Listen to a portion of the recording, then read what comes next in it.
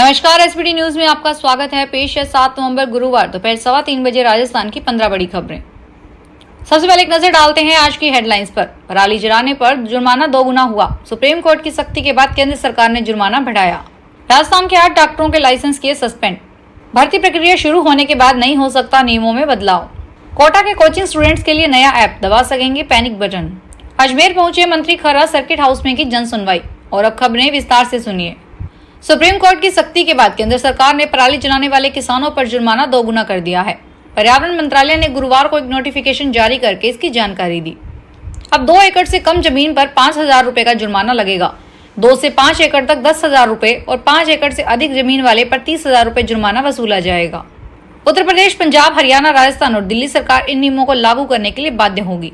दरअसल 4 नवंबर को supreme court ने सुनवाई के दौरान पराली पर पंजाब, हरियाणा से 14 नवंबर तक अपना जवाब दाखिल करने को कहा था। राजस्थान मेडिकल काउंसिल ने गलत दस्तावेज देने और इलाज में लापरवाही की शिकायत मिलने के बाद राजस्थान के 8 डॉक्टरों के लाइसेंस को सस्पेंड कर दिया है।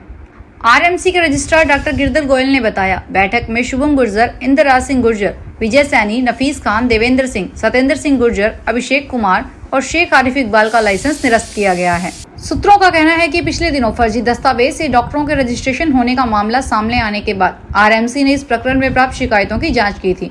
जांच में दस्तावेज सही नहीं पाए जाने पर आरएमसी ने इन सभी डॉक्टरों के रजिस्ट्रेशन निरस्त कर दिए। सुप्रीम कोर्ट ने राजस्थान में सरकारी नौकरियों की भर्ती प्रक्रिया के नियमों में किए गए बदलाव पर बड़ा फैसला सुनाया है। सर्वोच्च अदालत ने कहा कि सरकारी नौकरी की प्रक्रिया शुरू होने के बाद नियमों में बदलाव नहीं किया जा सकता। सुप्रीम कोर्ट की 5 जजों की संविधान पीठ ने अपने फैसले में यह भी कहा कि सरकारी पदों में भर्ती की प्रक्रिया पूरी तरह से पारदर्शी और निष्पक्ष होनी चाहिए। बता दें कि यह मामला राजस्थान हाई कोर्ट में नियुक्ति से जुड़ा हुआ है। इस मामले में नौकरी से जुड़ी लिखित परीक्षा तथा इंटरव्यू होने के बाद 75% क्वालिफाइंग नंबर पर ही नियुक्ति करने को लेकर नियम बनाया गया था। इस नियम के चलते बहुत से अभ्यर्थी नौकरी पाने से वंचित रह गए थे। उन्होंने इस फैसले को देश की सर्वोच्च अदालत में चुनौती दी। कोचिंग हब कहे जाने वाले कोटा शहर में पुलिस ने स्टूडेंट्स के लिए एक नया ऐप तैयार करवाया है। इस ऐप का इस्तेमाल वे पैनिक बटन के रूप में कर सकेंगे। किसी भी तरह की मुसीबत होने पर वे इसका इस्तेमाल कर सकेंगे। इसकी सूचना तुरंत पुलिस के अभय कमांड को मिलेगी और पुलिस टीम मदद के लिए पहुंचेगी। पुलिस का कहना है कि ऐप जल्द ही डाउनलोड करने के लिए उपलब्ध होगा। अजमेर नगरीय विकास एवं स्वायत्त शासन विभाग मंत्री झावर सिंह खर्रा गुरुवार को अजमेर पहुंचे। सर्किट हाउस में बीजेपी जन प्रतिनिधियों ने मंत्री का स्वागत किया। मंत्री ने जन सुनवाई कर लोगों की समस्याओं को सुना। इसके बाद वे नागौर खींवसर के लिए रवाना हो गए। मंत्री झावर सिंह खर्रा ने मीडिया से बातचीत से कहा कि जन सुनवाई में सफाई कर्मियों, कच्ची बस्तियों और शहर की समस्याओं को लेकर जन सुनवाई में शिकायत मिली थी। इन समस्याओं का अध्ययन कर निस्तारण किया जाएगा। सऊदी अरब की यात्रा के दूसरे चरण के तहत उद्योग और वाणिज्यिक राज्य मंत्री के बिश्नोई के नेतृत्व में राजस्थान सरकार के उच्च स्तरीय प्रतिनिधि मंडल ने जेद्दा में सेडको कैपिटल, अल महबूदीब ग्रुप, जेदा चैम्बर, पिग्नाइजर ग्रुप, बसम ग्रुप और अब्दुल्ला हाशिम कंपनी से मुलाकात की और उन्हें प्रदेश में निवेश के लिए आमंत्रित किया। इन मुलाकातों के दौरान इन सभी कंपनियों ने राजस्थान के स्वास्थ्य, आईटी और आईटीएस, कृषि और खाद्य संस्करण, लॉजिस्टिक और वेयर हाउसिंग, ऑटोमोबाइल और स्पेयर पार्ट्स क्षेत्रों में निवेश के प्रति रुचि दिखाई। इस दौरान इन कंपनियों को 9, 10, 11 दिसंबर को जयपुर में आयोजित rising Rajasthan global investment summit 2024 में भाग लेने के लिए भी आमंत्रित किया गया।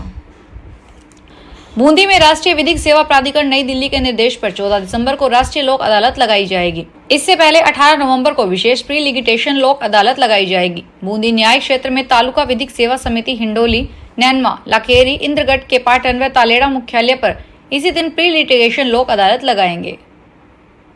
सवाई माधोपुर जिले के विख्यात रणथंभौर फोर्ट में बुधवार शाम अचानक 4 बाघ आने से वहां मौजूद सैकड़ों पर्यटकों व स्थानीय लोगों की सांसें फूल गई।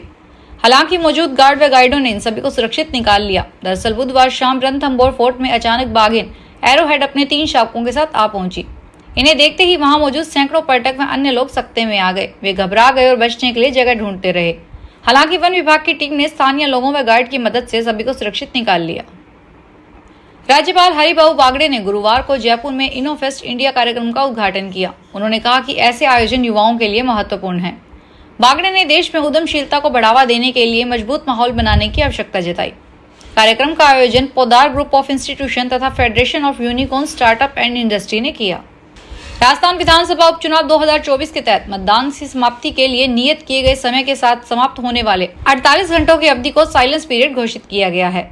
डूंगरपुर के जिला निर्वाचन अधिकारी एवं कलेक्टर अंकित कुमार सिंह ने बताया कि 84 विधानसभा निर्वाचन क्षेत्र के लिए 11 नवंबर को शाम 6 बजे से मतदान समाप्ति अवधि 13 नवंबर को शाम 6 बजे तक साइलेंस पीरियड प्रभावी रहेगा। इसका उल्लंघन करने पर 2 वर्ष तक कारावास या जुर्माने से दंडित किया जा सकेगा। कांग्रेस ने देवली उनियारा से निर्दलीय चुनाव लड़ रहे नरेश मीणा को पार्टी से निलंबित कर दिया।